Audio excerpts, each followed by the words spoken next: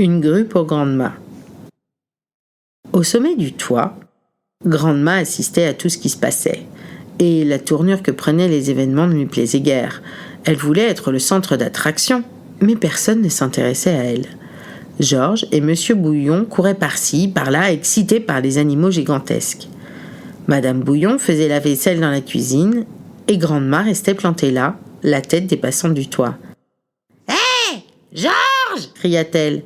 « Apporte-moi une tasse de thé, immédiatement, petit paresseux !» « N'écoute pas cette vieille chèvre, » dit Monsieur Bouillon. « Elle est coincée, tant mieux. » « On peut pas la laisser tomber, papa, » dit Georges. « Et s'il pleut ?»« Georges !» hurla Grand'ma.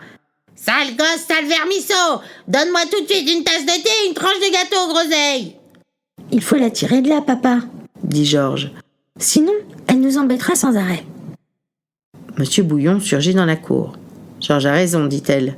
Après tout, c'est ta mère. »« C'est une enquiquineuse, » dit Monsieur Bouillon. « Qu'importe, dit Madame Bouillon.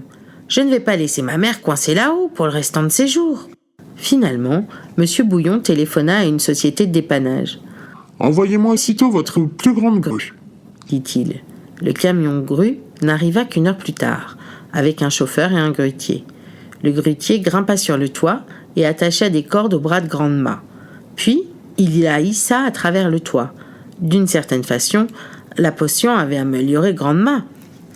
Elle n'avait pas perdu son mauvais caractère, elle était moins renfrognée, mais elle semblait guérie de toutes ses maladies.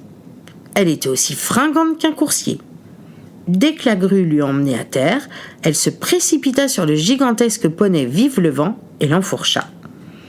La vieille sorcière, haute comme la maison, galopait sur le coursier géant qui bondissait au-dessus des arbres et des hangars. « Branle-bas !» cria-t-elle. « Là où je passe, l'herbe trépasse. Hors de mon chemin, misérable crapoussin, sinon je vous écrabouille !»